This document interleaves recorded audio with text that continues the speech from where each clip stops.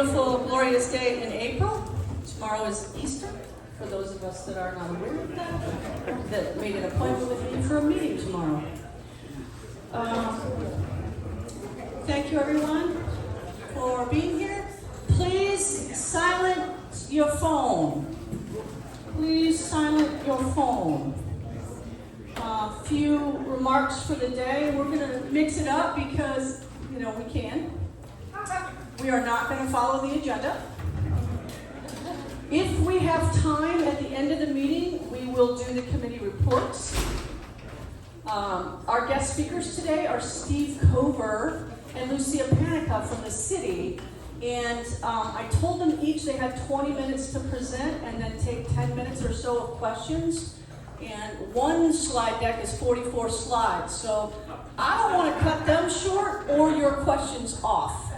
So we're going to cut committee reports to the end if we have time. Second thing, you've got in your newsletter, our May meeting will be the 2 people running for county commissioner for District 2, speaking and giving their thoughts and taking your questions, and it will be questions from the field. So think about this, talk to your boards, talk to your neighbors. What questions do you want to ask from a county level? And then our June meeting is going to be the at-large city commission candidate forum, which will be very, very different. You need to have your questions to us by April 30th that you want asked. There will be a moderator asking the questions. There will be no questions taken from the audience on the day of the candidate forum.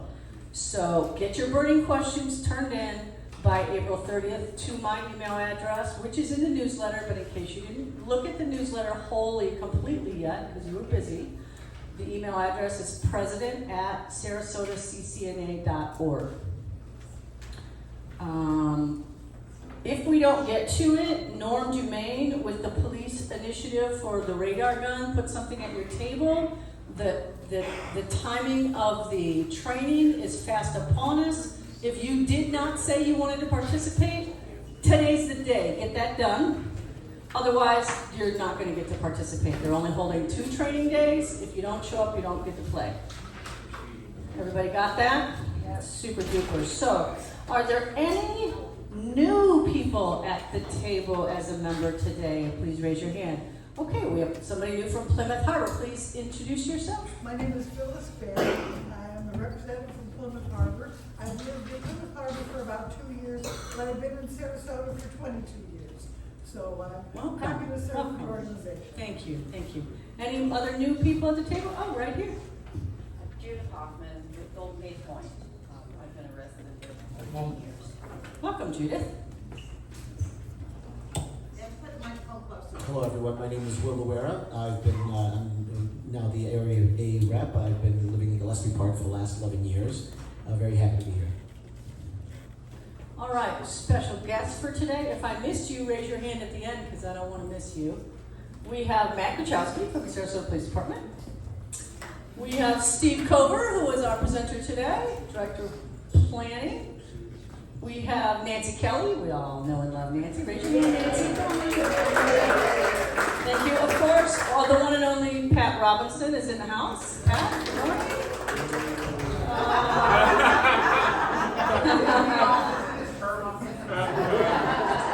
We have City Commissioner Jen Ahern Koch somewhere in the house. There she is.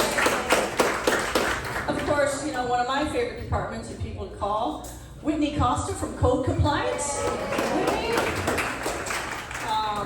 My other favorite person to call and ask what the real rules really are, and that's going to explain to us today. Allison Christie is here in the house from Development Services.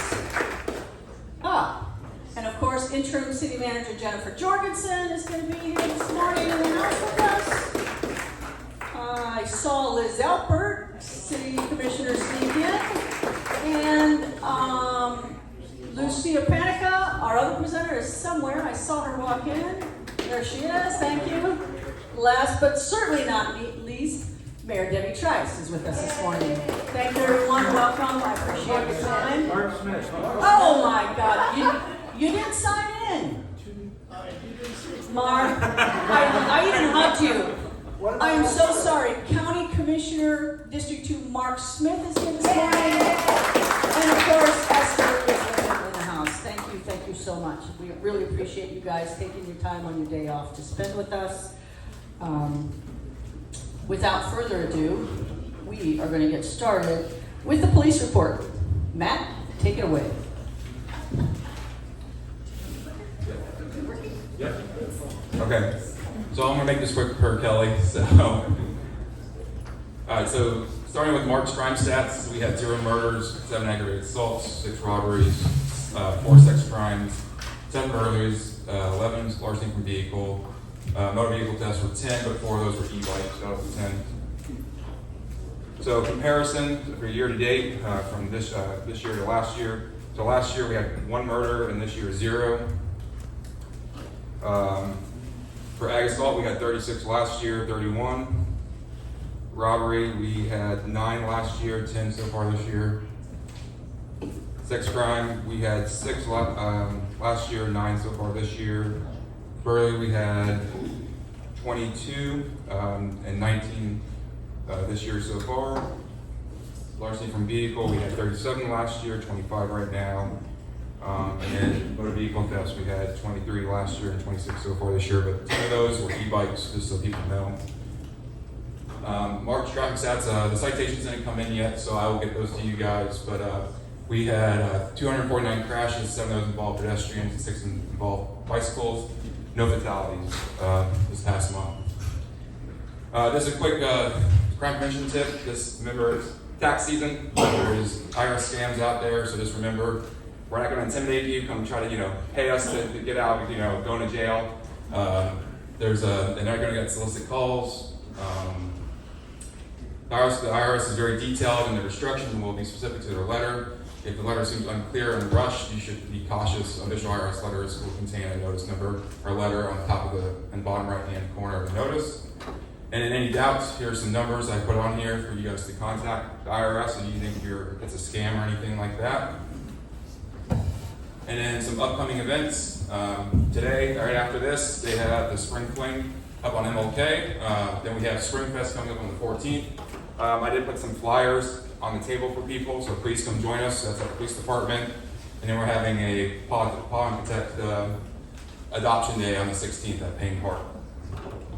And then you can connect with us, Facebook, X, Twitter, Instagram, and YouTube. And then, of course, you need us, 911 for emergencies, and then non-emergency, 941-316-1199.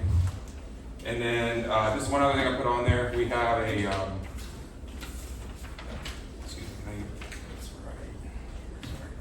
sorry. So we have an initiative where people can integrate their cameras with our real-time crime center. So I just put some information about that for you guys on there.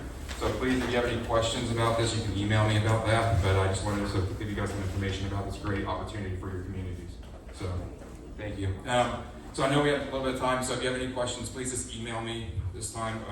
We can take them. Okay. Go ahead. All right, sorry. As long as you're not making a statement and No, actually one asking a question question. about, That would be super e-bikes. duper. Yeah, so Charles Taft, St. Armand's. So e-bikes, it seems like they're coming up a lot in the national news, the local news, and then of course your report. You see more incidents with e-bikes. What is the policy in terms of speed and stuff for e-bikes, and does it differ in different areas of the city? If you want to sit down.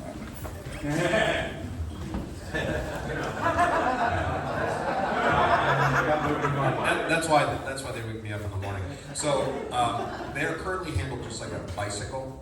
E-bikes are handled by the Uniform Code of Traffic Safety as a bicycle. Now there are legislative things that are working through the state to actually change them. There's different categories of e-bikes. So anything over a certain amount of speed should be classified. I think it's 3 at the higher speed. Class 3, 28 miles per hour. There you go. That's the one. Thank you, e-bike specialist. So currently we handle those as basically a bicycle. But from my perspective, because exactly what you talked about, it is going to they're going to have their own classification, I'm guessing, here in the very near future, both with the registration, because you see the ones that are out on the street, and they go 55 miles an hour.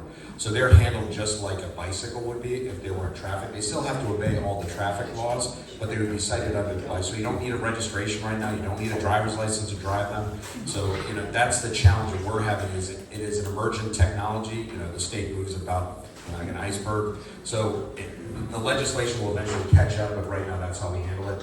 We see them quite a bit in residential neighborhoods. It's usually younger kids driving them and little packs. So we do our best to break those up and cite the kids when we get them. But we are looking at other ways to handle that, both with contacting parents as well as just education all the way around. But that's how we handle it. I haven't seen it anymore in one neighborhood or another. I mean, we're seeing it on the south side, we're seeing it on the island, and we're seeing it on the north end. So it's not one neighborhood or another. I can tell you that the city VO scooters go 12 miles an hour and they don't go any faster. So it's not ours doing the wheelies that are out there. So. And then one last thing, I have a little cheat sheet that I can send to you guys about the different classifications. I know I sent it to you, but I believe Kelly as well, to help out with that as well. So, yeah. Rob Grant, you had a question? Oh, sorry. Rob Grant, Arlington Park. Just a quick question on the flock safety. So, this includes facial recognition, and is this information available to other investigative agencies like the federal authorities, like ICE or anybody along those lines? Sorry, I just seems like an obvious question. Yeah. So go ahead, Matt, answer that question. No, so it just feeds into for monitoring purposes. I'll look at the data retention, but as far as I'm aware, it is just a passive thing that lets us dial into it. So I'll double check for you, Rob, because that is a question that does come up, and this is a very new program. But my understanding it is not available to other outside agencies. It's all kept in-house. And I just can't speak to the retention rate or the retention schedule, but it's a question that we've had answered before, so I'll get that information and get it to you. Okay. All right, thank you, Matt. All right, next up, Steve, are you ready? Woo-hoo! Steve Coburn, Director of Planning for the City of Sarasota, is going to take us through what his department does, what they don't do, and then take your questions. Steve, you're going to stand or sit? I can't give you my microphone there, sorry. But I'll get you one. It's usually him telling me what to do. This is kind of fun.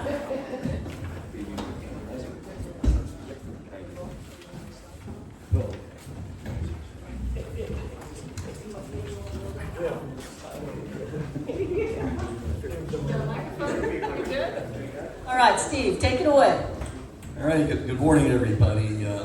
Just I thought before I jump into the planning department presentation, there are really a lot of new faces here, certainly since I began 9 years ago, which is really hard to believe. So I just want to give you a little background on myself, and then I'll jump into the planning department Hey, Steve, presentation. can you put that closer to your mouth so people Sure. know? Is Thank that better? you. Okay, great. Yeah, I grew up in Western Maryland. Any Marylanders here? Native Marylanders? No. Okay. Married with 2 kids. Went to Georgia Tech. So did Mark Smith and Chris Gollihoff. They're Ramblin' Wrecks. Actually, Mark and I were in the same program. Not at the same time. He was there much earlier than me. But anyway, I got a Master's of Architecture, a Master's of City Planning. Actually, 1 year when I was in college, I got to study at the École de Beaux-Arts in Paris, France for the year. And that was really great experience. Had about 15 years of private sector experience. I was managing principal of HOK Architects in Atlanta for a number of years. And then on the public sector side, I was director of planning for Anne Arundel County, Maryland, which is where Annapolis is, the BWI airport. We started actually the first smart growth program in the state of Maryland when we were there. And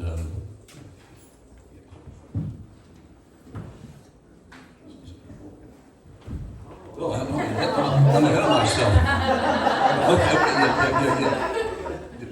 Okay. Yeah, no, that's okay. You're way ahead. Okay. Keep going back. Keep going here. Yeah. So, and then also when I was in Arundel County, we put together some really incredible environmental regulations to protect the Chesapeake Bay, which is the Chesapeake Bay Critical Area Program. Oops.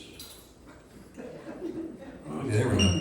Then I went to Fulton County, Georgia, where we put together and created a Newtown English Hamlet project in South Fulton County. It's really remarkable how much it's grown. It's about 1,500 residents now. It's a spectacular place to visit, and it's won all kinds of awards, planning awards. And then also when I was at the City of Atlanta, the Beltline Project, which is a 22-mile loop around the city, mainly an abandoned industrial warehouse loop. Now it's a hiker-biker trail. And what's fascinating is a lot of the buildings that originally faced the streets in the City of Atlanta, they actually face the Beltline now, the hiker-biker trail, because they get more traffic there. And then really one of the best moments of my career, I actually got to work with Coretta Scott King to make create the Martin Luther King Historic District in the City of Atlanta. When I was, and then I went to Madison, Wisconsin. We created an affordable housing program, which really was quite successful. But also too, the east side of the downtown area was completely dead. It was an industrial corridor, nothing was really happening. And so through a whole series of programs, tax increment financing, land banking, we revitalized this entire street. And there was a Breeze Stevens soccer stadium, which is sat there, which is completely empty and inactive now, is really quite a venue in the city of Madison. And then just a couple of personal notes, fun things. I'm a trombone player. Are there any trombone players in there? Trombone players. Anyway, back when I was younger, I was a pretty good trombone player. I played in the Symphony Orchestra in Northern Virginia. And also, when I was younger, I was part of a group called America's Youth in Concert, which actually went over to Europe and performed. And one of my favorite moments was actually performing in Notre Dame Cathedral. That was really quite an experience. I have a little history in professional joke writing. I won't get into that. And I do music impersonations. That's a long history, I won't get into that either. And then finally, if you're professional soccer fans, I'm the stadium announcer for Sarasota Paradise in their games, which is a lot of fun. Okay, we'll get into the planning department. So anyway, transportation planning actually started in the planning department. I don't know if you remember Colleen McHugh. We hired her from the Metropolitan Planning Organization, and she really got things going, created Sarasota in motion. But after she departed, we hired Alvy and Corinne from the Metropolitan Planning Organization. So to say the least, the MPO did not like us because we kept stealing their top talent. But anyway, we created the city's first master plan, Sarasota in Motion, which included putting in roundabouts, the Ringling Bike Trail, bike and scooter share, which I'll touch on a little bit later. But our department is also responsible for street and right-of-way vacations. Whenever someone comes in and proposes to eliminate an alley or eliminate a street, we do handle those. Those require a public workshop and eventually go to the city commission for approval. And then there's long-range planning, which is a lot of the focus of our department. We currently are in the process of updating our comprehensive plan. It's a state requirement. This will be occurring over the next year and a half or so. David Smith, some of you know David Smith, he's responsible for the comp plan update. And also too, we get every once in a while comp plan change requests, which typically come from the private sector through projects that are coming through the city. And those, we handle those too, and those actually go before the planning board and the commission, all of those do, for the most part. Zoning text amendments, this is a big one. I know a lot of you have had interest in these over the years. We handle those too. We write those zoning text amendments. Brianna Dobbs and her team spend a lot of time on those. They either come from staff or possibly from the city manager's office, sometimes even from the outside. But those are required to go to the planning board and the commission as well. We have what's called the batch, which is a group of cleanup zoning text amendments that we do every year. They typically come from the Development Services Department. And then we played a key role in the Bay project, particularly in the beginning, through some comprehensive plan changes. Obviously, everybody can see it's coming along pretty nicely and it's been very successful. We also created the Attainable Housing Program, which I guess about 2.5 years since we got all that legislation approved. And amazingly, we have over 1,000 attainable housing units, workforce housing, attainable housing units in process right now, so it's working extremely well. And something we just kicked off is the St. Armand's Initiative. We're working on this now. We have our first meeting. Our next meeting is April 13th, and so we put that on your calendar. We had a kind of a visioning first meeting. The second meeting is going to be narrowing down to those recommendations and ideas that we think are possible, and certainly be another open discussion on April the 13th. And then a biggie, and this is the Downtown Master Plan. The city created an ad hoc committee, which we're responsible for handling. We are just in the process right now of negotiating with a potential consultant. Negotiations will start next week, and we're hoping by the summer to kick this off with a really outstanding consulting team and move forward with that. There will be tremendous amount of public input as we go through that process. Whoops. Yeah, and then historic preservation. Susan Dodd, who also has architecture training, she's our historic preservation planner. She's responsible for reviewing permits. We also created the Newtown Historic District, which has been really successful. We also created a transfer of development rights program, where property owners who own historic structures can protect them and fix them up by selling potential development rights that are on their property. And so those development rights then would go to another project site, but then the revenues that are generated from the sale of those development rights can go towards maintaining, fixing the historic structure and keeping it in place in perpetuity. The historic preservation staff, also the historic preservation board is our responsibility. Anyone who wants to, let's say, designate their house as a local historic building, they can do that through the historic preservation board and through Susan, and also too if there are any demolition proposals for historic structures, those go through the historic preservation board. We also, we're one of the staff that provide comments at the DRC. The DRC is really run by Development Services, but you can see Brianna Dobbs on the far right. She represents the planning department, one of a number of agencies who makes comments on projects and proposals. And then there's Nancy Kelly. Anybody know Nancy Kelly here? Yeah, she handles our neighborhood grant program, does a lot of interaction with you guys. And of course, you know her, and she does a terrific job. Then we have our public art program. And one thing I want everybody to know, because we get this question all the time, where does the funding come for the public art program? Well, it's actually 100% funded by developer contributions. There's not one taxpayer dollar that actually goes to the public art program.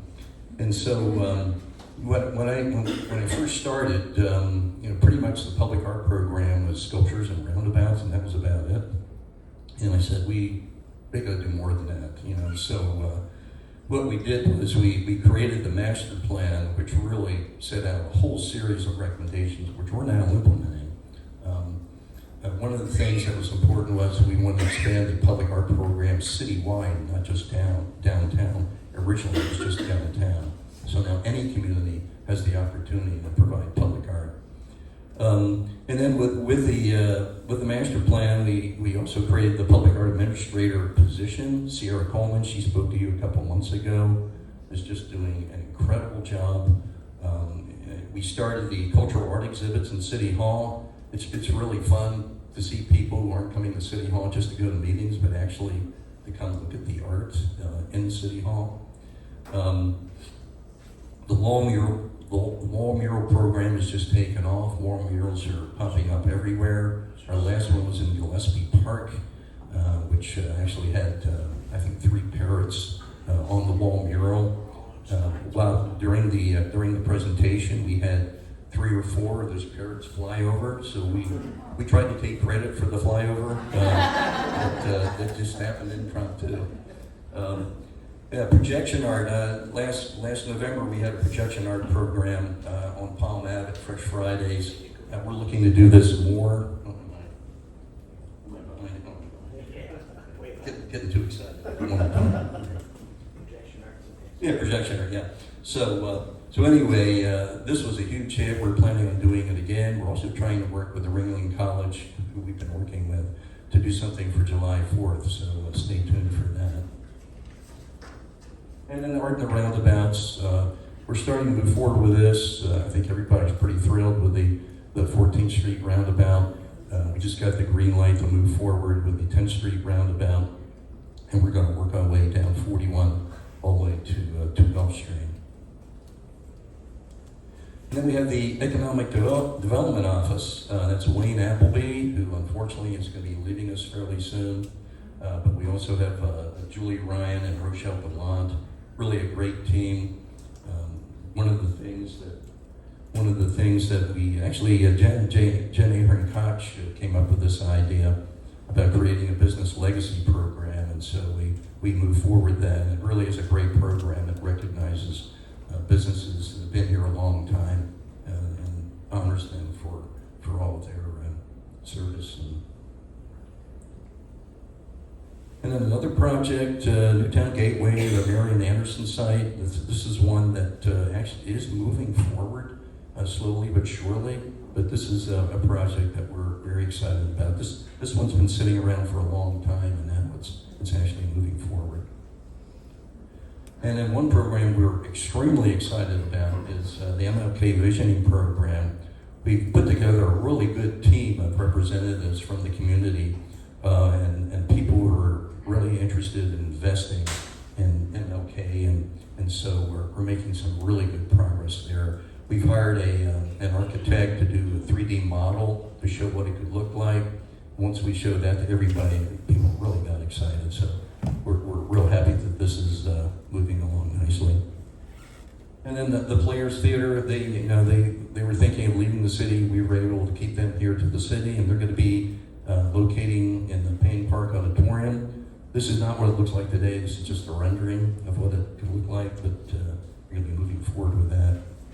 And as, like I said, I mentioned that we kicked off the Fresh Fridays program, I guess about 3 or 4 years ago, the first Friday of every month for, I guess, 8 or 9 months. The crowd's just getting bigger and bigger. We're pretty much clearing over 2,000 people in the event, live music, and other things going on. The Economic Development Office also handles all the city's real estate and leases. They created a Downtown Improvement District Strategic Plan, which is in the process of being implemented. They also created an economic development strategy for the whole city, which is being implemented. And the Economic Development Office is responsible for 2 boards, the Newtown Community Redevelopment Agency Advisory Board, and then the Downtown Improvement District Board. Sustainability, you met Aaliyah a couple months ago. Another just incredible person on our staff. She handles grants. She's handling the energy efficiency building program, the recycling program, public education, which is really a key part of this. Vulnerability assessment reports, how do hurricanes impact the city. And then on April 18th from 11/1, actually here at the Bay, we're going to have the Earth Day celebration. Next, we have the Office of Housing and Community Development. This is primarily focused on securing grants for construction, low-income housing, construction, rehab, rental assistance, down payment assistance. Those are through the state, the federal home program, the state housing initiatives partnership program. And also they do a lot of work with Habitat for Humanity where they're constructing homes for sale for low-income families. And this office has been, what's really great with Cindy is, when you're dealing with the federal government, it can really be challenging. And every year, she's gotten a perfect audit from the federal government. That's really hard to do. I've overseen housing authorities and other governments, and that's pretty rare, so she does a great job. And then there's parking. You're everybody's favorite here. I know my first day on the job, I sat down with Tom Barwin and Marlon Brown, and they said, well, we originally told you economic development was going to be under you, but we decided not to do that. We're going to give you parking. About a week later, I go, oh, thanks a lot. This was a real challenge, just because the financial status of parking was so bad back then. They were losing $1 million to $1.2 million every year. And on top of that, it was really struggling. So we were able to turn that operation around, and we created the ever popular paid parking program and the even more popular parking enforcement program. We made some changes to that group, but it's really operating much better. Broxton Harvey's the head of parking. I'm sure he would love to come here and talk to you a little bit more about parking. Just having fun with you there. But one of the really good things that came out of the parking division was the Bay Runner and VO programs. This was created by our parking division and the planning department. And the Bay Runner trolley has just been a huge success. I know probably a lot of you have used it in the past. It's now being run by the county, but the combination of the Bay Runner trolley and the VO scooters, the ridership is like 1.2 million now. I mean, it's just incredible. They're really being used a lot, and it's really been very successful. And so here's the team picture of the planning department. Anyway, it's a great group of people, super talented, one of the best staffs I've ever worked with. And they're always out there. If you have any questions, feel free to contact us. And just want to say thanks. Thank you, Steve. All right. Questions for Steve? Seriously? You guys are giving him a break. Questions for, here we go. Thank you. I want to ask a question. I'm the secretary of CCNA, McClellan Park. Danielle Frank, McClellan Park.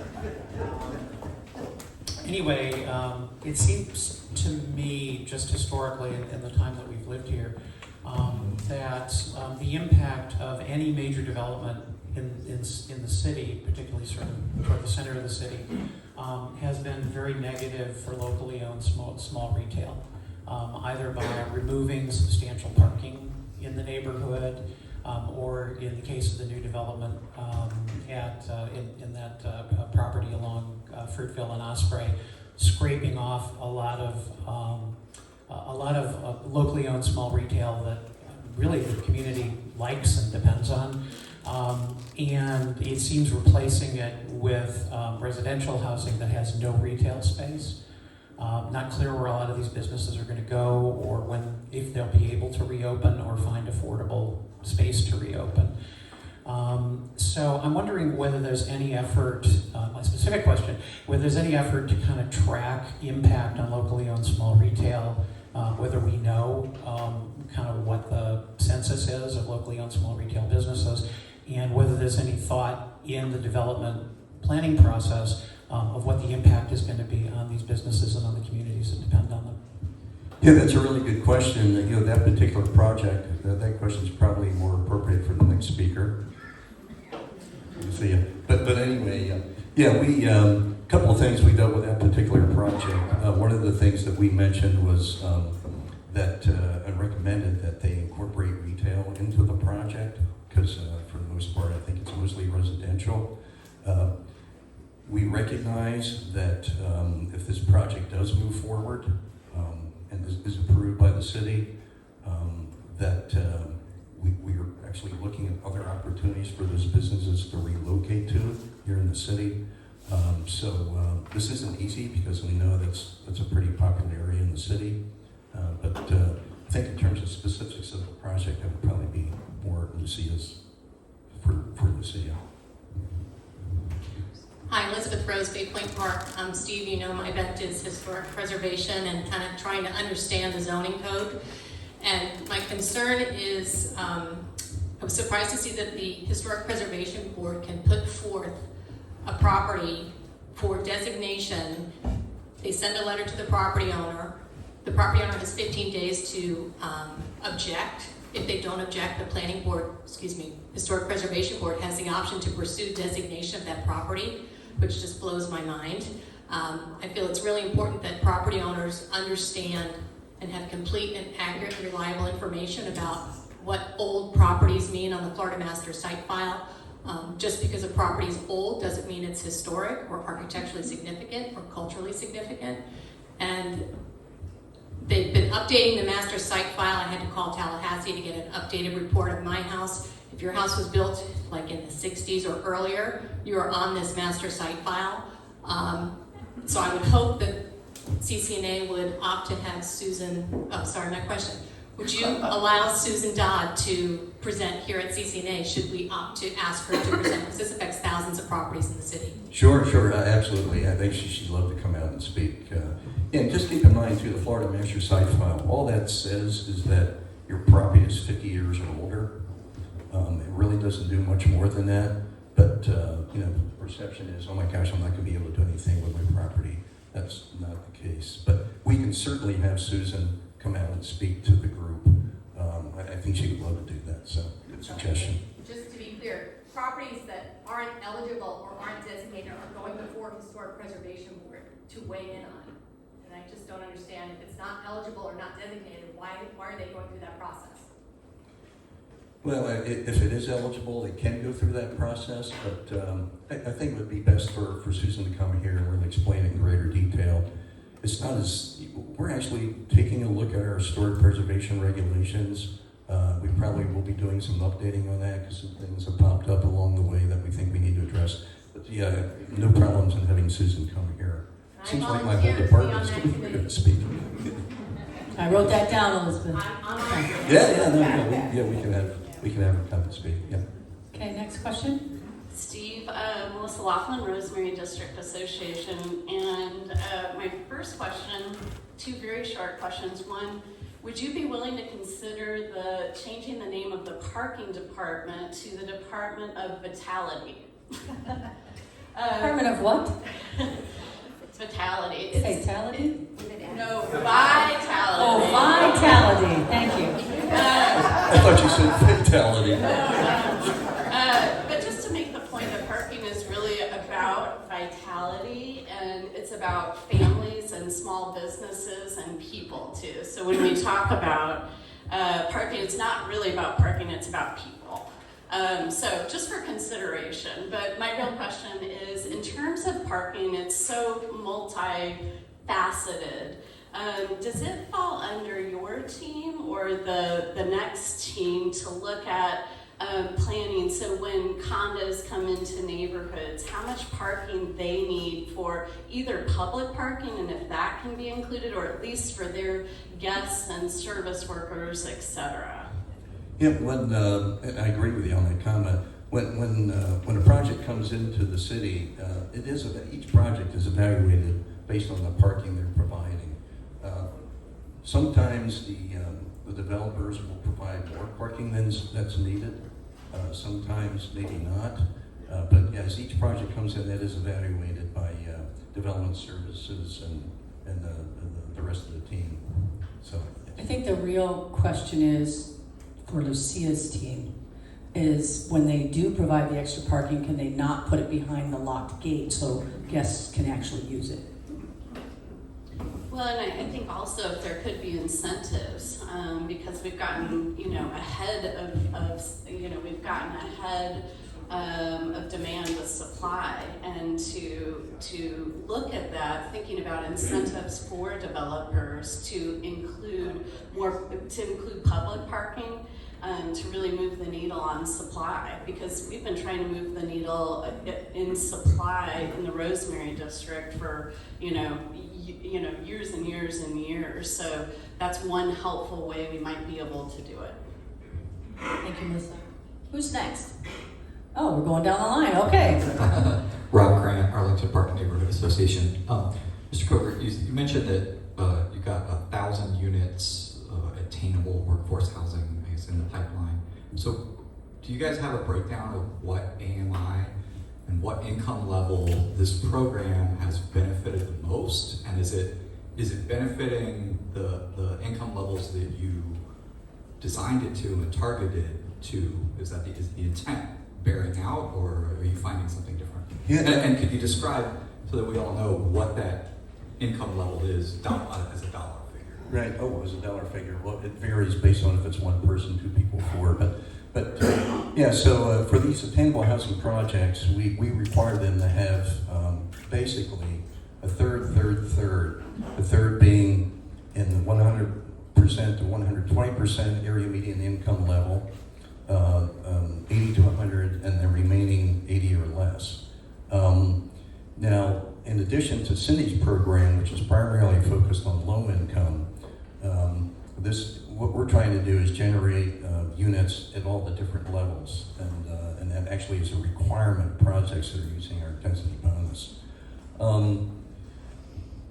From what we've seen and what's coming in, most of the units that are being proposed in these projects are probably on the lower income end of the side. I think there's a misconception that everything's coming in at 119% or 120%. That's not the case. I mean, there are projects that are doing that, and Live Local is one of those state programs where it almost encourages developers to come in right in under 120%. But we don't have that many Live Local projects, and what we found, I think, almost 90% of the projects that are coming into the city are using our formula versus the state's Live Local formula.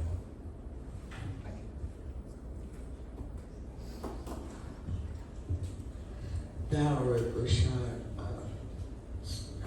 President, Council of the Housing Authority.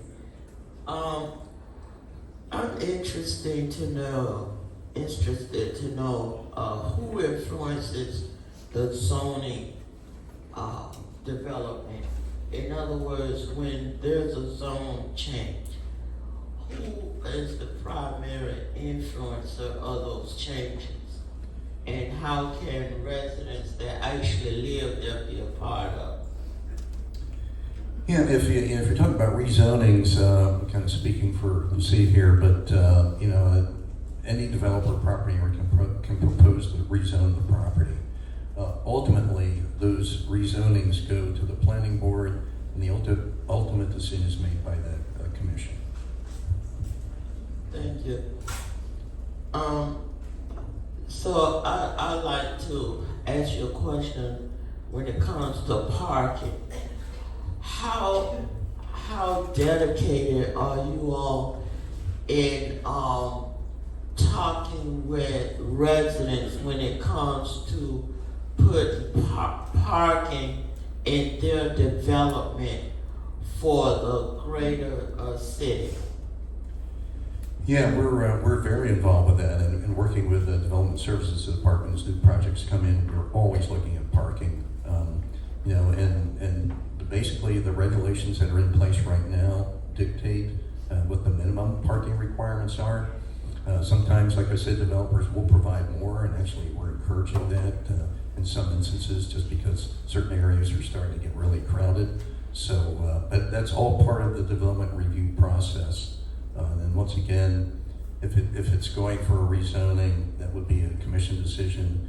If it's just a straight building permit, then it's a staff decision. Any other questions for Steve? Going once, going twice. Thank you, Steve, very much.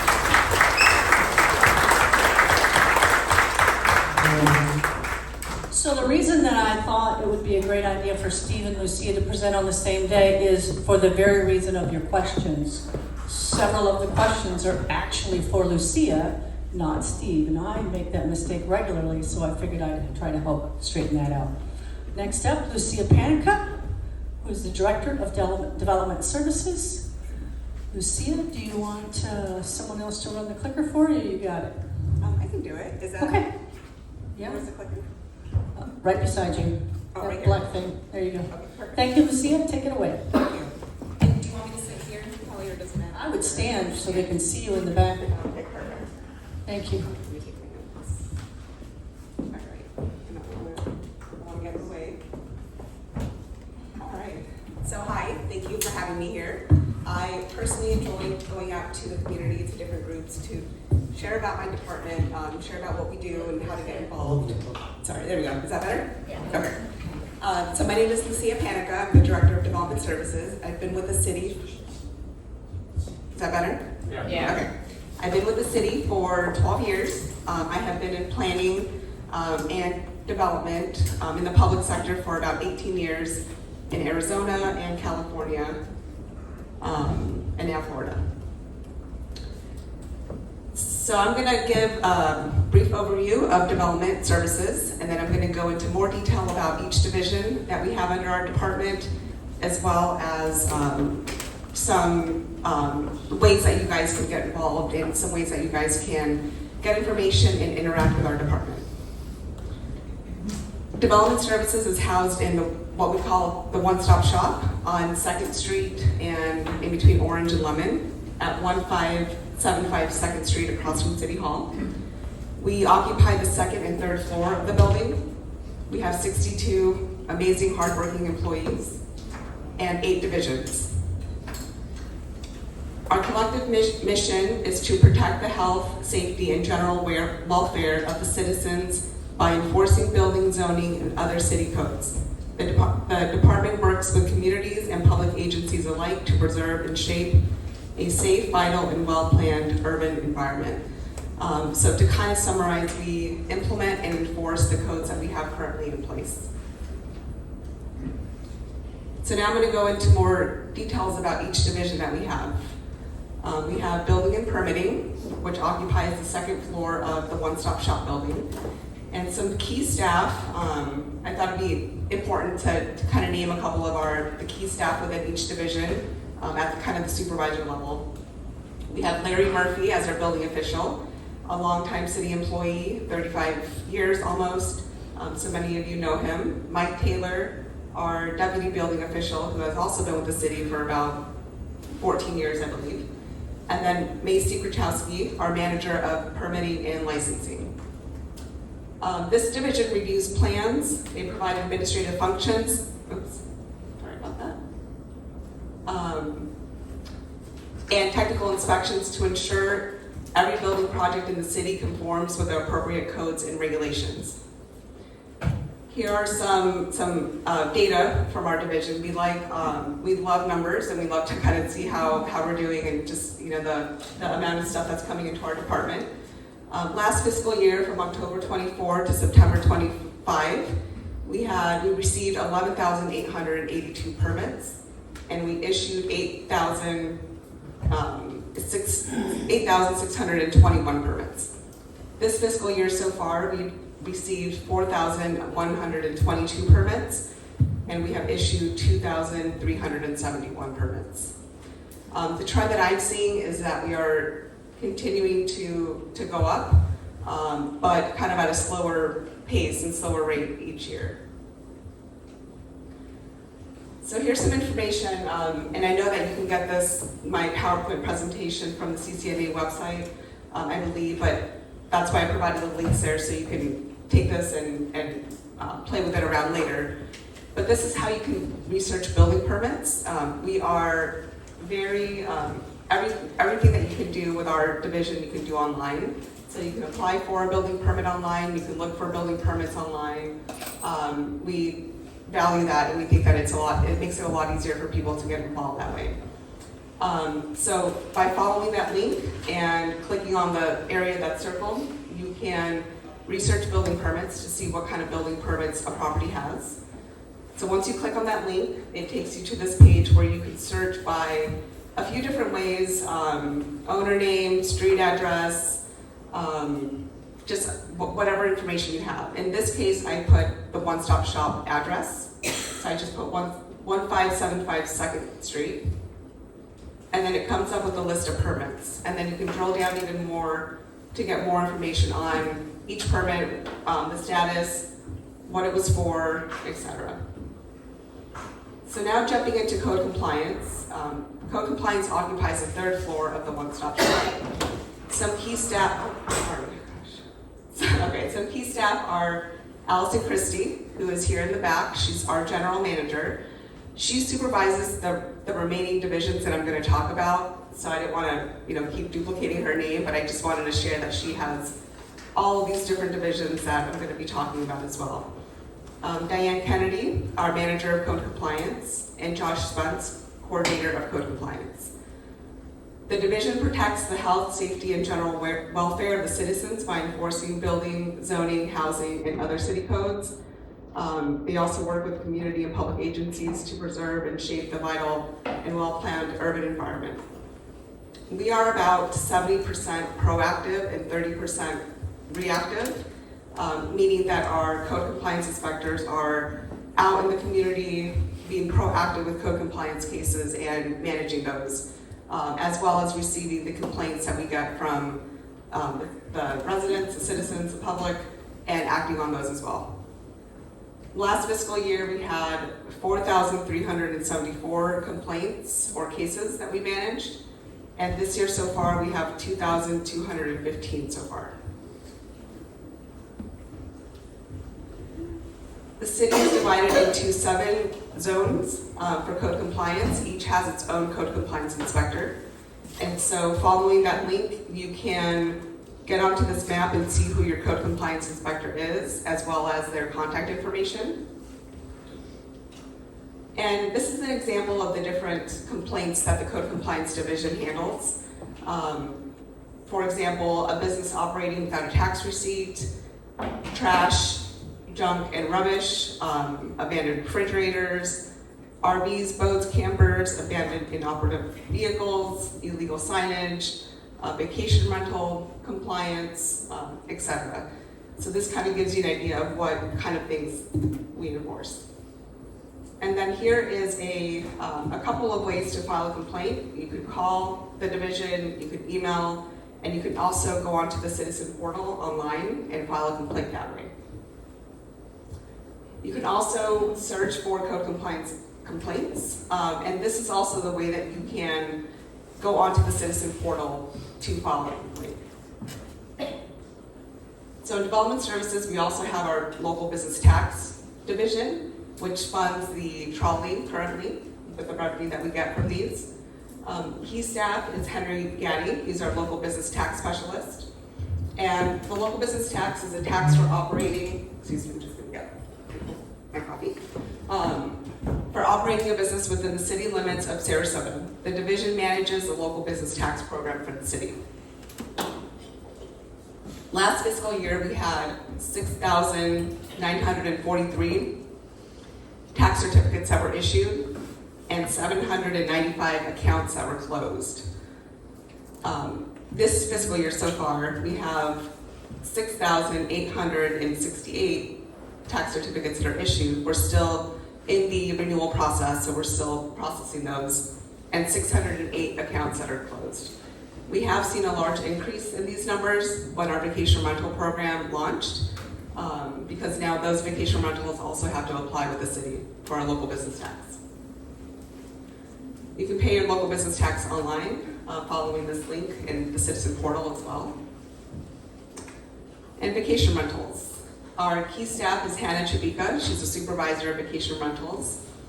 This division administers City Code Chapter 34.5 to promote the stability of residential neighborhoods and help achieve a greater level of compatibility between resident-occupied homes and visitor-occupied vacation rentals. We are not able to prevent vacation rentals due to Florida statute.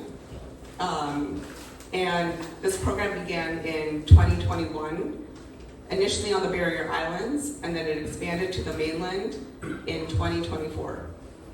The total vacation rentals as of registrations, as of March 27th was 639, and that includes pending, active, and expired registrations.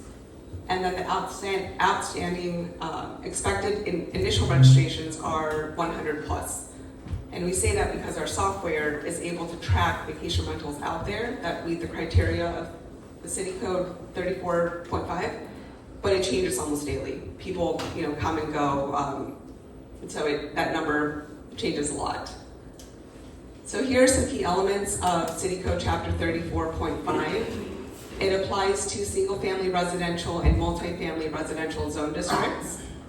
So those are the RSF and RMF zone districts. Condo, owner-occupied, or renting more than 30 days are exempt from Chapter 34.5. The minimum 7 days, 7 night requirement applies to all vacation rentals and all rentals in the city, regardless of being subject to City Code Chapter 34.5. The City Code Chapter also requires a vacation rental to register with the city. The application includes items such as evidence that applicable taxes are paid, applicable licenses are obtained, and a designated responsible party is identified. And also that occupancy is reviewed and parking is reviewed as well. You can apply for a vacation rental online on our citizen portal. And you can also search for vacation rentals applications on our GIS and map options. So if you click on the homepage of the city of Sarasota, if you go to GIS maps, there's a few different maps that come up, and there's a vacation rental map that comes up. And this is the city overview. All the little black dots that you see there are vacation rentals. So if you drill down to them, you can get applicable information for that vacation rental, including the responsible party. So I think that's, if you want to take a look at your neighborhood to see what vacation rentals are out there that are registered and who the responsible party is, I think this is a great tool to look at that. So we also have the Tree Protection Division. Jackie Hartley is our senior arborist. So this division implements regulations in the zoning code regarding tree preservation and landscaping through development applications and permits. Staff also helps the public with general tree-related questions and leads some pretty exciting tree programs. I'll be talking about 2 of our tree programs. The first one is the Neighborhood Canopy Program, which is a citywide tree initiative that was launched in 2019. It encourages homeowners to plant trees in their front yard. There's an incentive of up to $500 if the resident contributes $100. So you would contribute $100 and get a tree that's up to $500 in value. The residents own and maintain the trees on their property. There's multiple species that are offered each year. There is a registration process that usually opens during the summertime, July or August, and then the planting usually happens in the fall. So you'll be getting more information once those dates are solidified. We've been averaging about 15 trees per cycle, but participation is increasing as we are, further defining this program. And it is funded through our city tree mitigation fund, which is all fees that we get through building permits and tree permits and development-related fees that we get. We also do tree giveaways. This was launched in 2023 to expand the residential tree planting. We have found that this program has been highly successful, I would say. They're really, really exciting to attend. Our staff loves doing them and attending them and planning for them. The trees are all free. They are for city residents only, and proof of residency is required. Trees may be planted anywhere on the property, so you would go to the event. Our next event is the Bay for Earth Day on the 18th. So you would go to the event, show your proof of residency, and then take your tree. Events occur multiple times a year, and the program popularity has grown. Each year it seems like it's growing and growing, and this is also funded with the City Tree Mitigation Fund. Flood is also within our department. Nick Baltimore is our flood zone specialist. This division provides services related to flood zone elevation requirements, building requirements, in special flood hazard areas.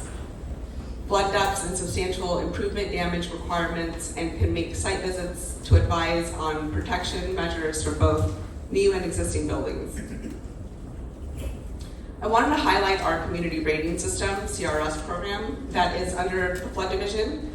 The CRS recognizes community efforts beyond federal emergency management, FEMA, minimum standards by reducing flood insurance premiums for property owners. The city has is a class 5 CRS rating designation, which allows for insurance policyholders to have up to a 25% reduction in their flood insurance premium. We are expecting the lower the class, the higher the reduction is. So we are expecting to get a class 4 pretty soon, depending on how FEMA is going. But we are very proud of that, and we work hard to see how we can get more points for the CRS program to further reduce those insurance premiums. And there's a lot of really good information on our flood website, on our development services website, so I put the link there if you want to get more information. We also have zoning within our department. They occupy the 3rd floor of the one-stop shop. Key staff is Stephanie Prince. She's our senior zoning analyst. So every parcel within the city has a specific zone designation that governs the use and development. The uses are defined in the zoning code and is applied through the review of development, review approvals, and building permit applications. They also handle zoning code confirmation letters, so if you're wondering about something specific that you can do on your property and you want something in writing from us, there's a process for that, and they would handle those kind of requests. Zoning interpretation letters, which is just a little bit of a higher review. Lot splits, boundary adjustments, plat consolidations, alcoholic beverage licenses. They assign street addresses and also do temporary activity permits for certain uses. So here's a link to look at our zoning map if you're curious to see zoning around you or zoning for your property. Again, going back to the GIS mapping on our website, right next to vacation rentals is our zoning map and future land use map. And this is just a view of the city and all the different zone districts within the city. You can drill down on a property level, you can search by address, you can search just by the aerial, and then once you click on an area, it shows you the zone district that you're in and the future land use, and there's a few other layers that you can look at. You can also look at the zoning code on our website. So by going back to the home page under services, the city charter code and zoning link takes you to either the city code or the zoning code. So the one in red is the zoning code. You would click on that and then it gives you the whole zoning code, which you can search on the left-hand side by whatever you're looking for, zone district specific, parking requirements, development standards, uses, all of that. So lastly, development review division. Key staff is Rebecca Webster. They also occupy the 3rd floor of the one-stop shop. Rebecca is our acting development review chief planner.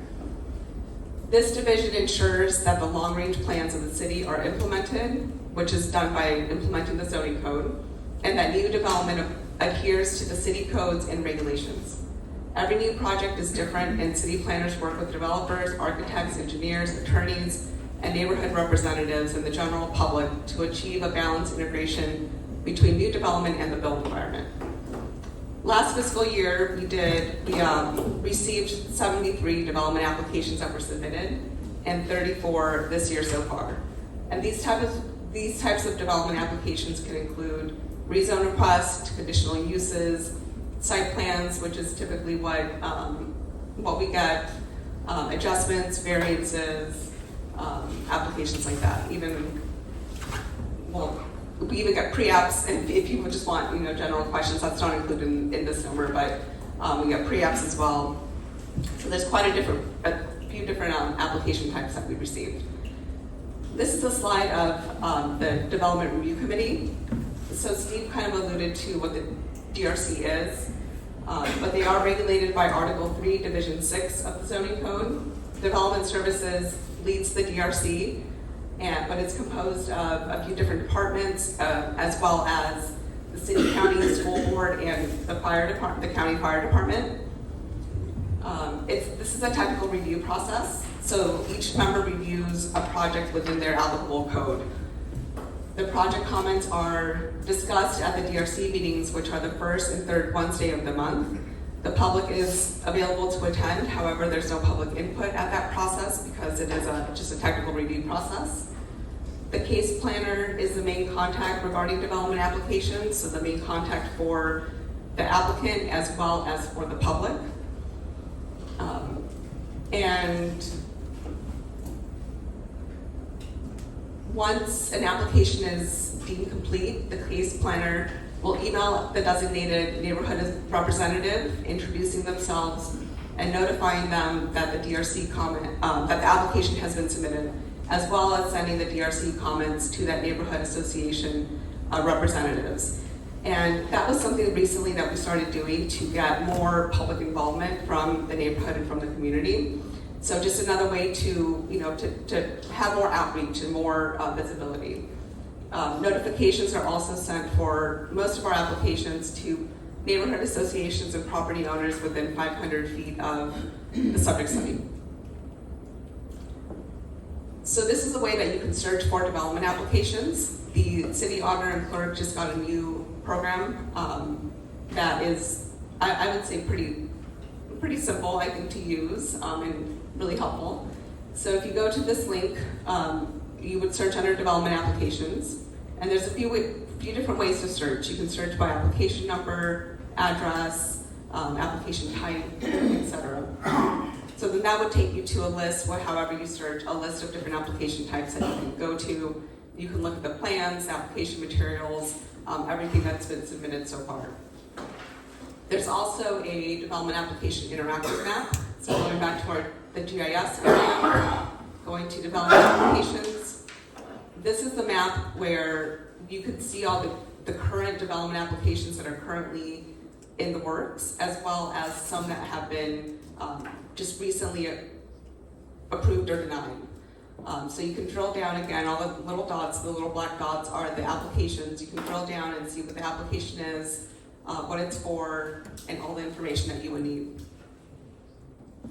And then here's some information on how to get in contact with us. We are always available to the public in person, via either telephone, email, by setting up appointments, etc. And that is all I had. Thank you. All right, questions for Lucia? Oh yeah, right. See, I told you it was gonna be fun. Let's start over here. Hi, Lucia. Thank you for coming. My name is Suzanne. I'm with Tolls Court in City of Sarasota. I am asking a question because I've been in the business of permitting most of my career. Why does the City of Sarasota have the GC pull the permit and and then everybody else goes underneath them?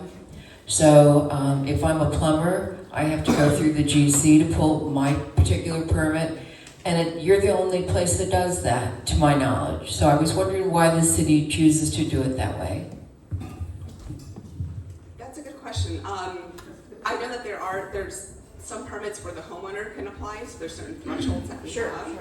I can't tell you why right now. I'd have to look into why it's like that. But depending on the project type, that's who, there's certain thresholds. Let's talk commercial. So in commercial, the GC, say I'm doing the plumbing, and the GC, I have to go underneath his permit. So when I have to get anything done under my work, I have to contact him, and it drags the whole process out. He doesn't like it, and neither do my client. So just curious, City of Sarasota is the only one that does it in the state of Florida. Okay, I can certainly look into that. I know that having it streamlined by having kind of one contact person does make it a little bit easier so we don't have everyone, submitting items, but I can look at that. Okay. Definitely, thank you. My name's Linda from Alta Vista. Lucia? Hi. I have one question. You put out weekly or bi-monthly application status report on all the development applications in the works, and that's very, very useful. Where can I see that on the web? The only place I've ever seen it is through the public access emails that you send it to the city commission. And that is, well, I just heard that it's on the CCNA website as well. But that is sent to the interim city manager, and they send it to the city commission, and then that's where it's viewable under the public access email. We don't post it anywhere on our website currently, but our GIS map is consistent with that report, so it has the same information. Oh, you want to go back and forth? You want to go down my side? What do you want to do? I'm not in charge. Back and forth. Okay. Hi, Chuck F., St. Armand's. I had two quick questions. One, you put up on a slide, I think you called it business tax applicants in the city. It looked like that number was about down 2% year over year in terms of the applicants, if I got that right. And I'm just wondering why that may be, because I always think about us having a very robust growth area. Why would business applicants be down 2%? And then my second question is on the vacation rental. You said there was a city code compliance chapter 34.5, which would exclude rentals over 30 days. What is that? So the first question, were you referring to these numbers Yes, here? correct. Because we're still, for this fiscal year, we're only halfway through it. So we're still accepting applications. That number is to grow. So from last fiscal year, we did 6,943 total. This fiscal year, we're still within the fiscal year, so it's going to increase. And we have seen the trend going up. Okay. Yeah. And what's this 34.5 city code chapter? That's the vacation rentals chapter. Yeah, you said rentals over 30 days are excluded from that? Yes. Yes. What does that mean? So if you have a vacation rental where you have a minimum stay of 30 days or more, you do not have to register within the city. Ah, got it. Okay, thanks. Tom Zenovic, San Remo. The question is, on a residential building permit, what are the, once it's issued, what is the duration? If there's no work on it? Yes. Or, in other words, if the contractor has reason to delay start and so forth, how long can that permit go on? 6 months. 6 months? Yes. And after that, the work must start? Yes, or it expires and then you can reinstate it. You can reinstate it? Yes. Okay, thank you. Rob Grant, Arlington Park again. Hi, Lucia. The new, and this might not be a question for you, it might be for Shayla, because the new software that you talked about where you can see the records, and maybe you have some tips, but I found looking up some applications, I find them difficult to view. I don't know if the files are too big, you know, the graphics, like it comes up and they just don't all appear, or it takes a really long time for them to load. And I understand these are, you know, large files and that kind of thing, but maybe there's something you guys could do to make it easier to view these things online, because there's some applications that I feel like I can't really view them at all, and other ones I can, so I don't know if it's the types of files, the size of the files, that kind of thing, but just more of a user comment that some of these applications I'm finding really difficult to deal with and to view them. So if there's tips, or maybe you guys could look into that, it would be helpful.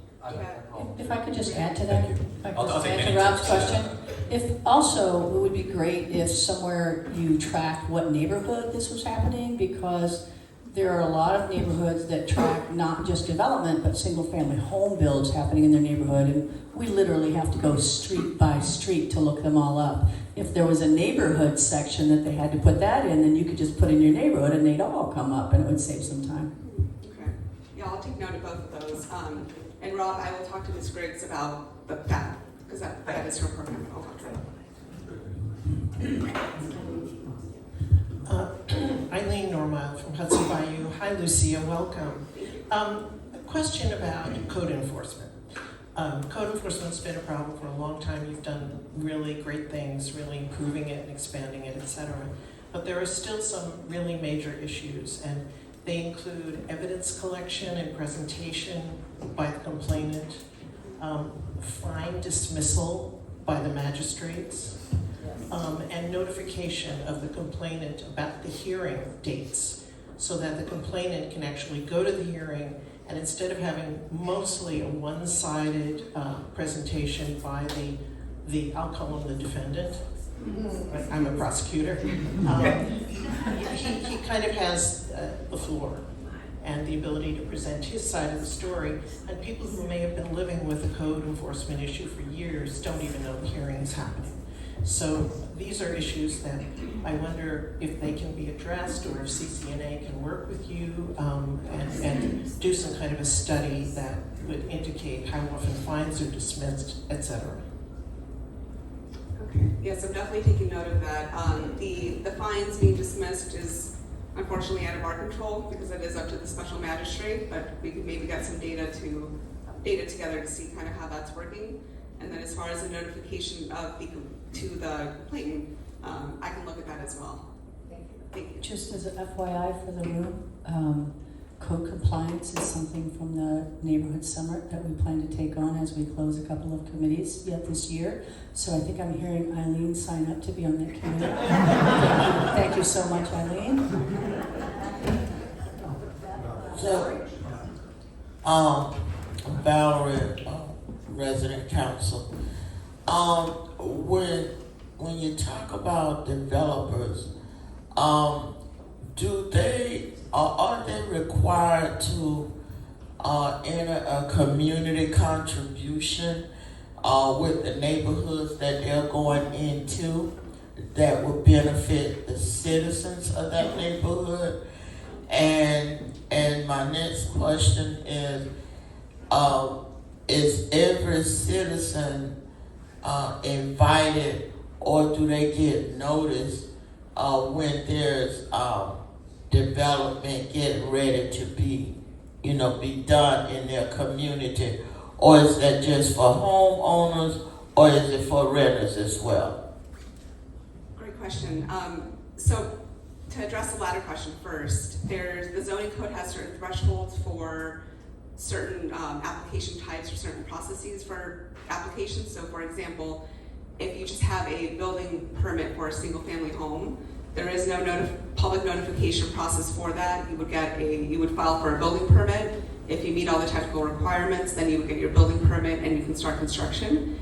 If you have a, let's say, multifamily development with 8 units or more, then you would be required to do a site plan, which has a public notification of property owners within 500 feet.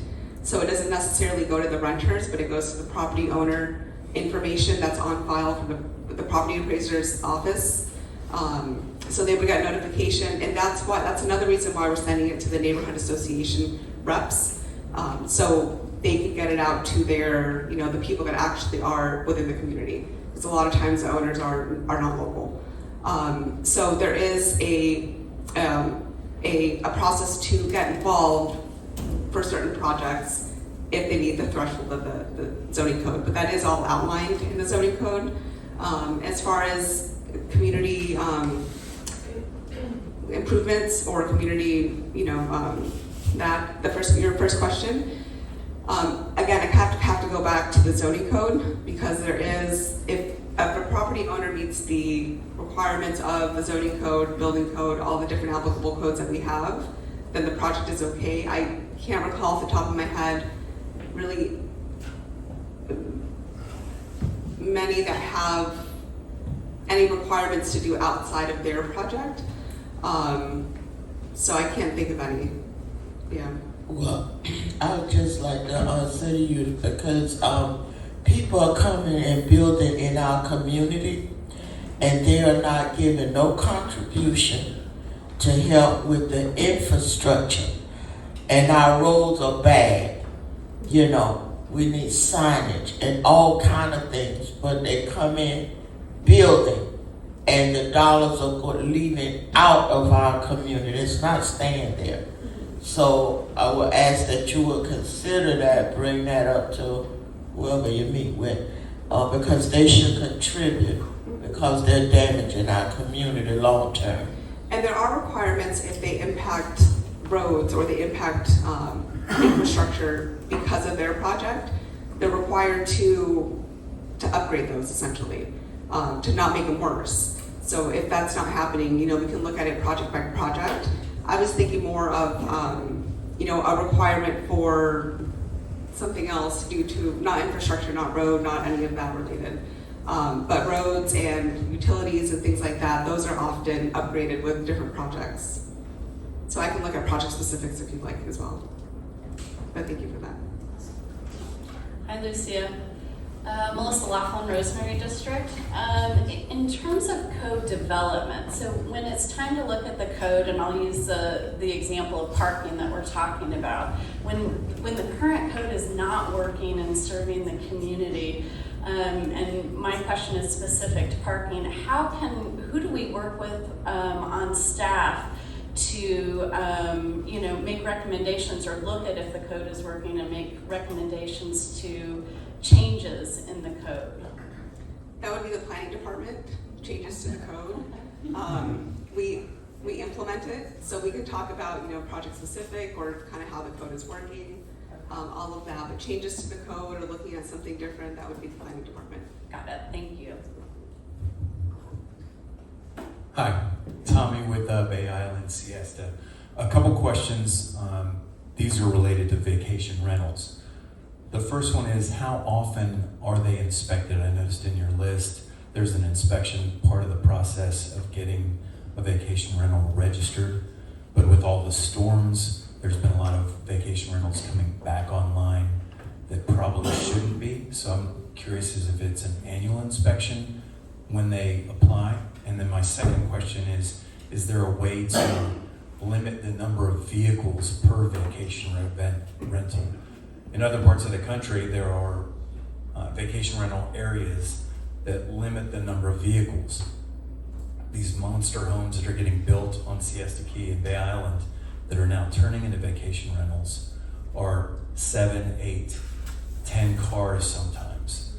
The amount of traffic coming across the North Bridge is increased exponentially. And now with the Bay Runner Islander reduction in free rides into the village and down south, that's gonna completely increase the amount of traffic. So is there a way to restrict their number of vehicles based on the housing size? And then, curious about the inspection level. Is it annual, is it regular, or is it a one-time deal? So we do required inspection upon initial registration. Allison, can you recall with renewals if we... Yeah, okay, thank you. So we do require annual renewals with a re-inspection at that time as well. For parking, there's certain areas where they can park. So that's kind of how we limit the number of cars. We don't limit the number of cars if they park somewhere else and somehow get to the unit. But there are limitations on occupancy and where parking can occur on the site. Multiple cars on street sides, they get pretty congested on the north side right now. So it's getting out of hand, and with the reduction in bulk travel through the Islander and stuff, that's going to cause a lot of problems. I think the challenge that we've seen is that if you allow public parking on the street, then they're technically allowed to park there. It's hard to pinpoint where those cars are going or where they're from. So that's unless you live in the neighborhood and know. See it, right? Okay. Call code compliance. Yeah. Cool. Yes. That's the answer. Yes, that's always a good answer. Unfortunately, that's... Yes. Okay, so, see over here. Thank you. Yeah, I know it's coming from behind you. Yeah. Anyway, I'm going to renew the question. Steve suggested I ask you this question. And this really has to do with sort of major projects that get approved that have a really negative impact on locally owned small business. And the one that's, I think, most top of mind for a lot of people right now in the city is the potential development on that piece of property along Fruitville at Osprey. There are half a dozen restaurants, small businesses. 16 businesses, thank you. It's a major asset, not just to the Gillespie Park neighborhood, for which it's pretty much the only retail, I think, But, you know, even for those of us who live a little farther away, maybe a 10-minute drive, that's an area that we frequent quite a bit, and it really contributes, those businesses contribute to the character of the city.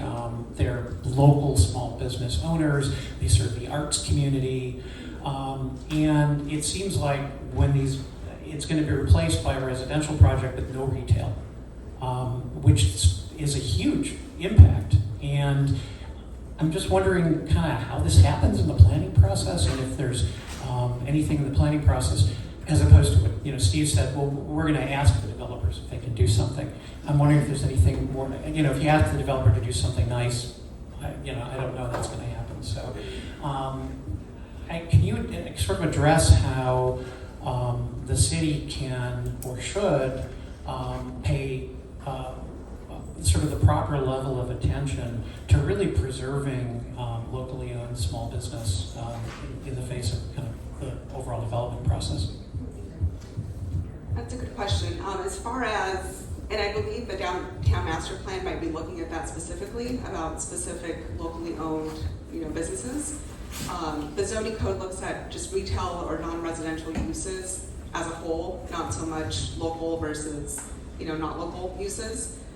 So I think a way to, if we're just talking about the use kind of in general, is having that requirement be in the zoning code, because we're only allowed to implement the zoning code, essentially. So this zone district, for example, doesn't have a commercial or retail requirement, so someone can do full residential.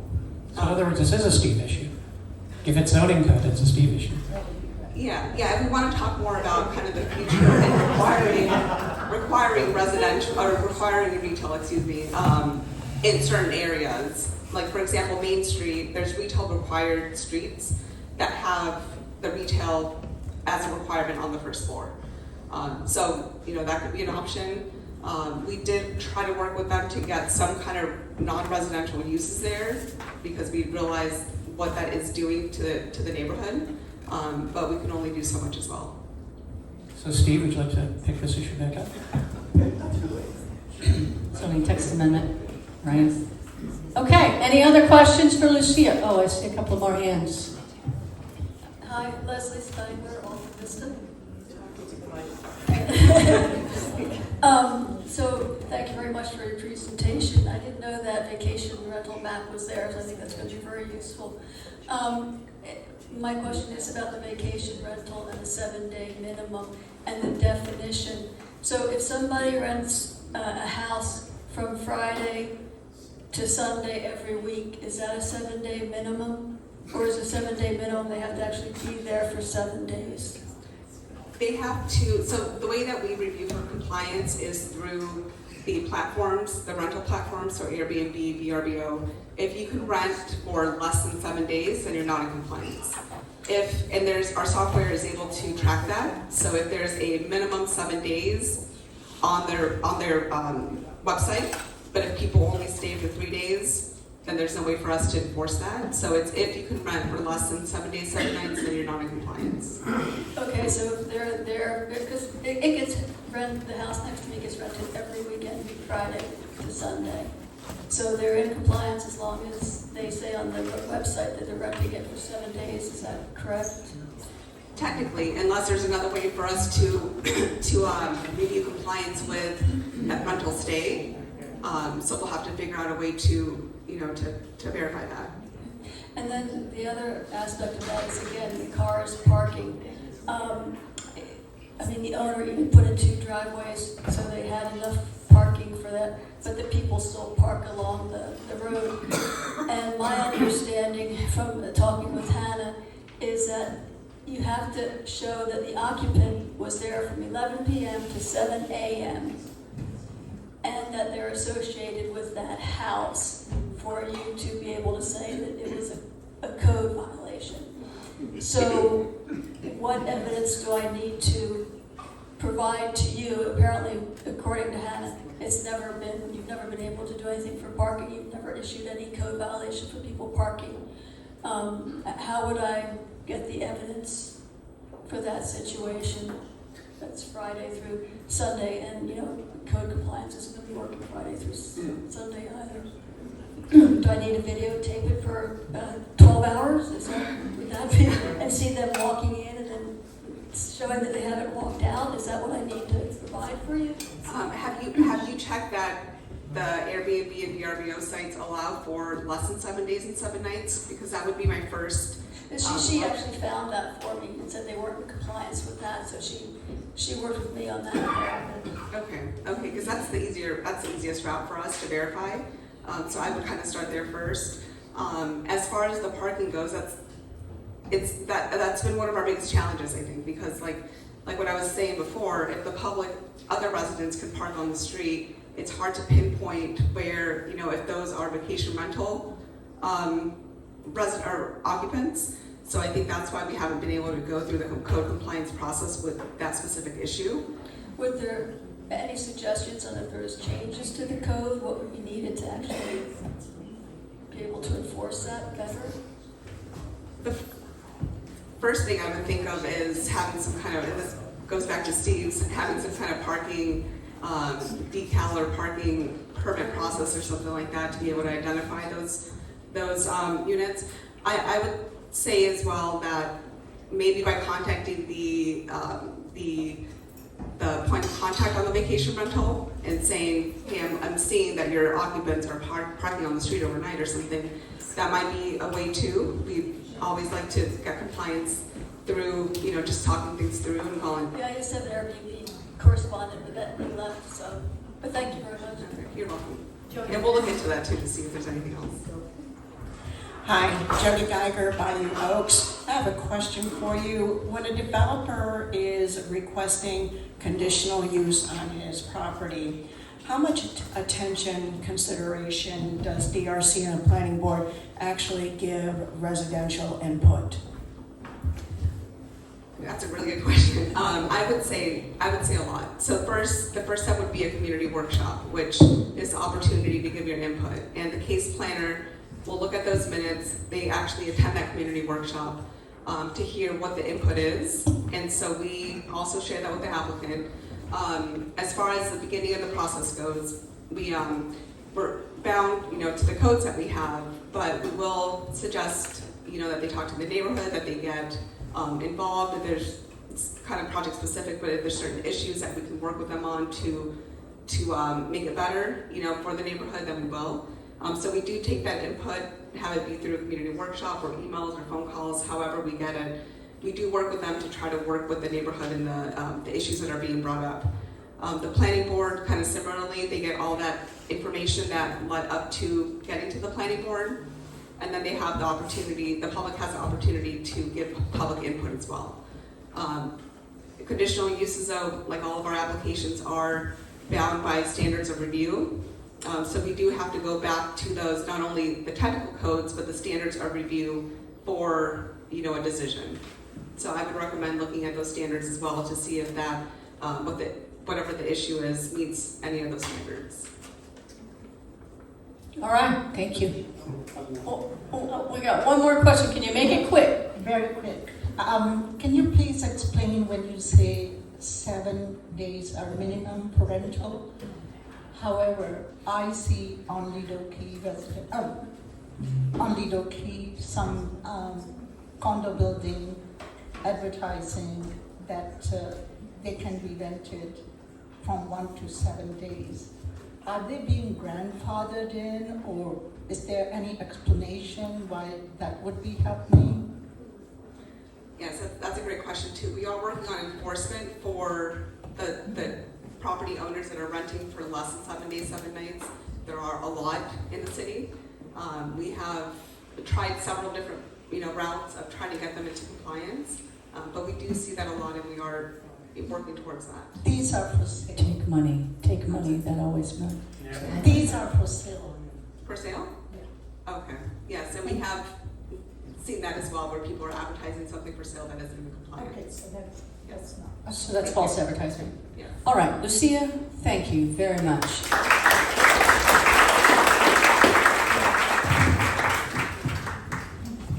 Somehow I lost my chair, so I'm going to just stay standing. Wow, that was a lot, huh, guys? So from what you heard today, I want you to think about this and send me a note or text me or whatever.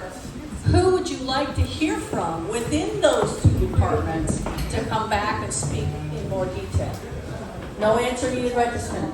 All right, treasurer's report. Do we have any money? I was told to keep this brief, so we have $6,111.66. Beautiful, thank you. End of report. Thank you. We missed a newcomer at the table, and I apologize for that. I noticed it as we were doing questions. For those of you that haven't met him, this is Patrick McNamee from DISCA. He's the new president, taking over from David Lowe. Welcome, Patrick. March 7th minutes. We need a member to approve March 7th minutes. Can I get a motion to approve? Second? Jody, second. Melinda? Jody? All in favor? Aye. Any opposed? No, thank you. We pass. Neighborhood reports. Let's pop it up real quick. We'll start off with you, Melinda. Tahiti Park, no report. You're welcome at the front. Allen Bears or South Poinsettia Park, no report. Phyllis Berry, Plymouth Harbor, no report. Natalie Laughlin Town of McClellan Park, no report. Terry Fagan, Glen Oaks Ridge, no report. Joanne Godet, Glen Oaks Garden, no report.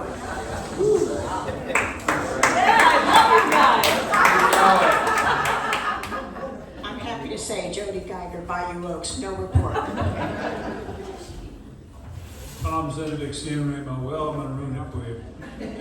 April Fool's late. Dean Anderson, Avondale. I have a report.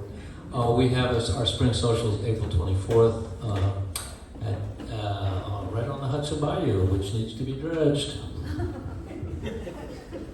I'm Linda from Alta Vista. I was sent today to speak about the demolition plans by the school board for the butterfly wing building that was designed by Victor Lundy. As you know, the school department properties have no oversight by the city.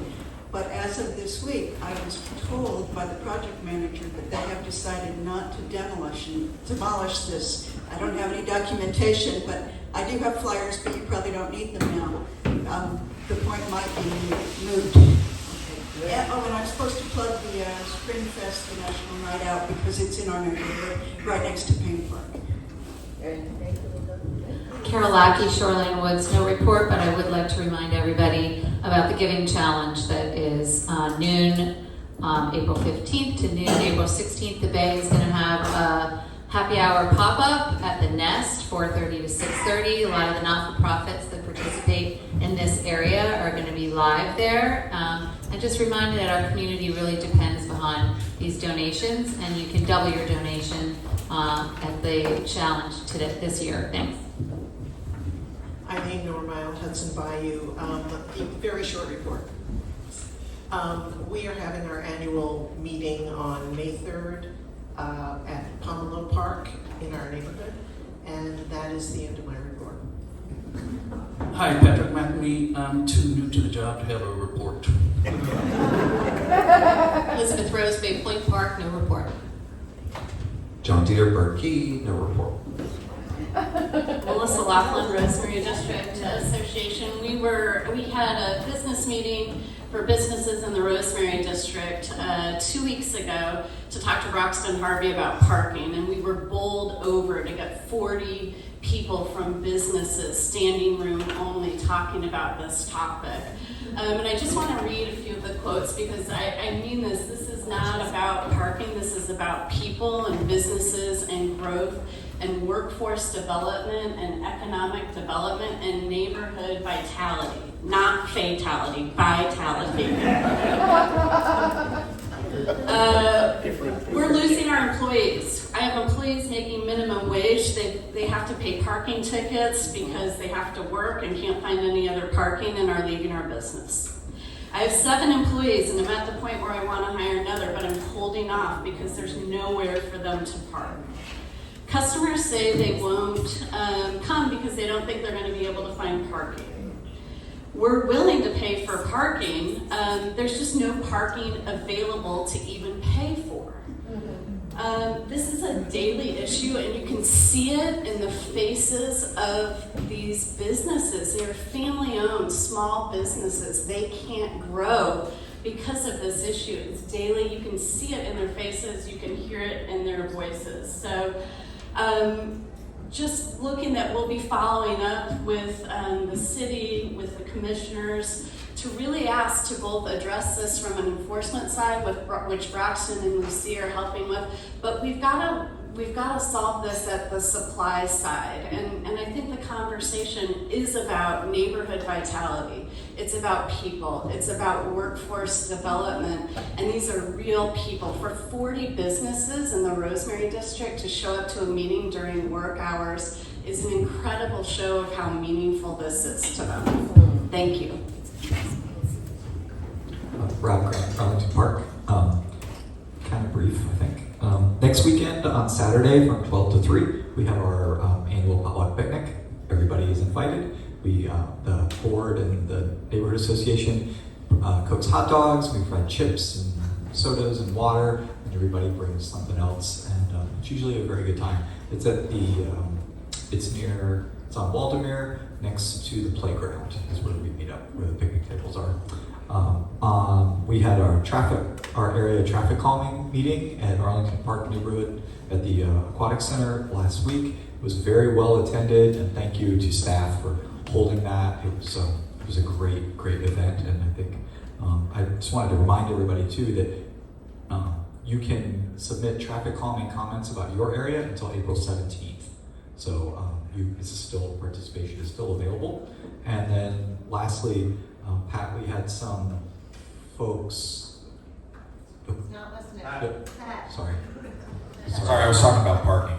Well, this is related. This is somewhat related. Go ahead, Rob. We had a couple of residents that sent us some pictures and stuff about traffic and school pickups on East Avenue. You know, back behind Midtown Plaza there, right at Floyd Street. And I guess it's gotten a little out of hand there. You know, flipping U's in the street, picking students up in the middle of the street. I guess it's just gotten really unsafe, and the concern is that they're going to start construction at Midtown Plaza at some point, and it's just going to get out of hand. So yeah, I'll talk to Rex about that, and I'll also talk to the school board chief, Tim to see. I think we'll forward you the pictures. Yeah, you can send them along. Perfect. Thank you, Rob. Thank you very much, everyone. Thank you. Kevin Spence, Indian Beach, Sapphire Shores, Northport. Valerie Bouchard, resident council. We have our Easter, our seniors have their Easter dinner this Sunday. But I just want to say this to all of us around this table. You know, I've been here for many, many years. A lot of you know me. And I've sat here, I've supported whatever you had going on in your neighborhood. But you know, I was very offended a few months ago when I come to you every month. When I do speak, I speak truth. I tell you the truth. And some of you want to hear it, some of you don't. That's up to you. But I come with the truth. But I was really offended because the way I was spoken to, I don't appreciate it at all. I respect each and every one of you in here. Whether I like what you say or not, I respect you. And I expect to get the same. Nothing was said about how I was spoken to. Not even an apology. But we are all supposed to be family. We are all human. And we all should be respected. And I just want to take my time to say that because I didn't want to go another week being offended. And because it happened here, this is where I wanted to speak it to. Thank you, and I love you all. Norm Domain from Glen Oaks Estates. I'd just like to take a moment to expand a little bit on what Kelly was saying in terms of the CCNA Traffic Safety Initiative. the purpose of this is to gather information dealing with local streets. And on April the 23rd, Thursday, and on Saturday, April 25th, at 10 o'clock each day, SPD is going to be providing specific information and direction in regard to how this program works. It is at the police department at 2099 Adams Lane, and they'll be talking about the information to be collected and specific advice in terms of how it should be collected. So if you could, those of you who are interested, we have almost 40% of the neighborhoods who have signed up for this initiative. And I think that's great. It's a significant indication that speeding in local streets is an issue here in our city. Did you send that to interested participants already, this sheet? Or do we need to send it to them? I brought it here, but it would be good to also send it to them. Hey, Norm? For training. Norm? To representatives, yes. Can you email this to Jim so we can put it on the website? Yes, absolutely. Thank you. Tommy from Bay Island Siesta. Nothing to report, but happy Easter. Oh, what's the list at? Hi, Chuck out from St. Armand's. I wish I could say there was nothing to report, but as you all know, there's been too much devastation on St. Armand's not to say something. So as Steve Cover said, we have our second visioning meeting for St. Armand's coming up on April 13th. We're looking forward to that. The first one was well attended. There was a lot of good ideas. There were 3 takeaways from that first visioning meeting that I wanted to share with you. The first is that without stormwater flooding improvements and mitigation, businesses in the commercial district and residents for that matter are not going to be willing to invest. There's just too much risk for them. There's some that had 3 floods within 3 years. So that was number 1 key takeaway from the meeting. Most all tables talked about it and put it as their number 1. Second, people want the charm of the circle restored. That's kind of similar to the point that I made earlier, but we heard that from almost the entire room. Shops and businesses, everybody wants it. Right now we still have, I don't know, Chris, is it 30% vacancies, 25% vacancies on the circle? So it's just getting it's getting hard for these businesses to restart, and they're not willing to take the risk. Third, maintaining population density, including no hotels and Airbnbs. There's been some ideas floated out there that some of these buildings should be turned over and made into condominiums, quote unquote condominiums that would have Airbnbs or Verbos on the top floor. You all, I'm sure, see the traffic going over the bridges. You know that density is a real problem. St. Armand's is a choke point for Longboat Key and Lido Key. Traffic's a really big issue at that choke point. So the third theme that came out of most of the tables that were attended the visioning meeting were no hotels or Airbnbs that are disguised as condominiums. That's it. Suzanne Waxman from Tolls Court. First of all, we're having parking problems and traffic problems like everyone else. Our president, Anna Bryan, who's here, she is doing the traffic with Norm on doing the yes. So we are participating in that, which we feel is very important. Other than that, please come and visit us. The artists are open. A beautiful day to come in and look at their art. And I want to say happy Passover and happy Easter. Thank you. Good morning, Lynn Elkis, Gillespie Park. I have a report. We've had so much wonderful activity in Gillespie Park. Butterfly gardens, 2 of them have been resurrected. for spring. I feel like I'm still in March. And they're beautiful, so you all, oh, thank you. You can come visit and check out the butterfly gardens. We also had an incredible garden tour and historic home tour in our neighborhood, which I believe, did we have 200 people that showed up? And we also made a wonderful amount of money, which will cover the expense of our meeting locations at Fogartyville, because we had to relocate. It was a big search that Kelly did to find a meeting place that now we can all be stress-free where we're going to be meeting. I also want to acknowledge the murals that we have that are beautiful, and there will continue to be more murals. And then we also had, at the end of the month, a cake party, which was a fun activity, and I think some people are still getting over their sugar intake. Judith Hoffman, Golden Gate Point, no report. Ron Cashton, Laurel Park. Just wanted to mention the Sarabella project. That's the one that was originally intended to be residential. They put in a site plan to be residential, and then as soon as it was approved, they decided that they were going to do short-term rentals.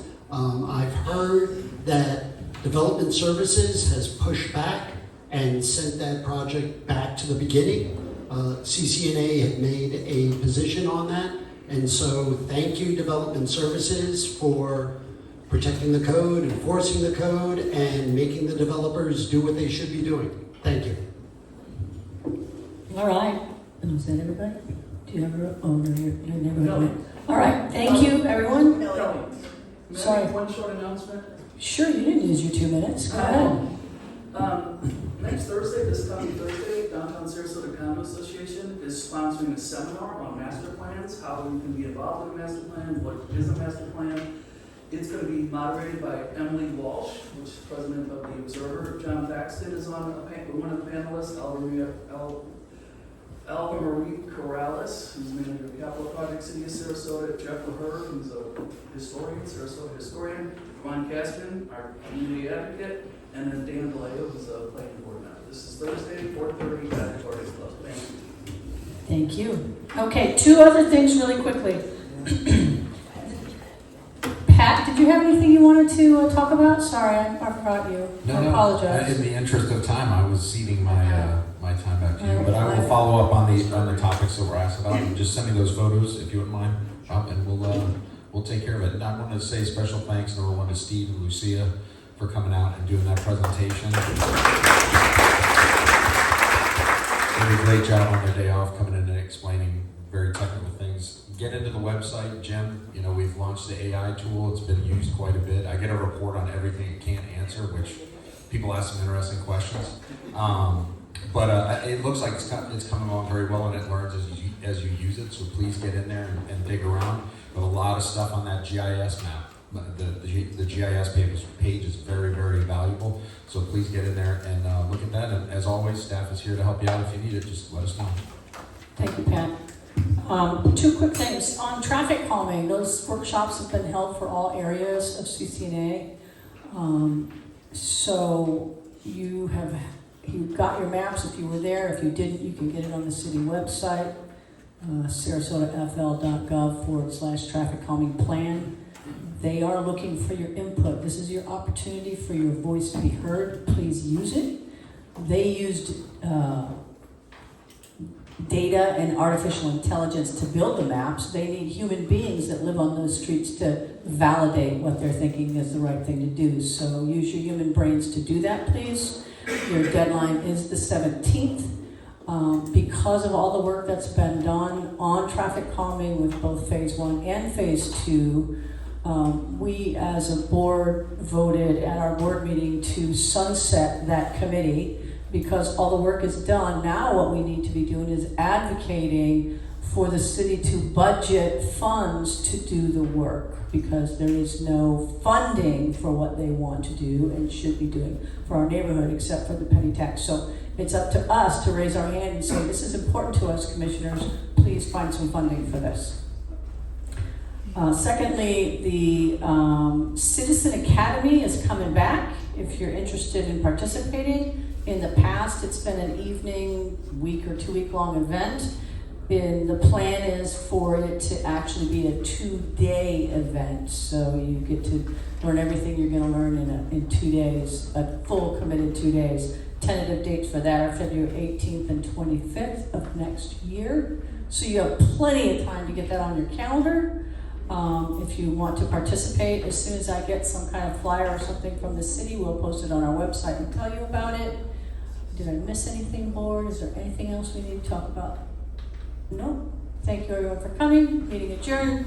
Don't forget questions for the candidate forums. Be prepared. Thanks everybody.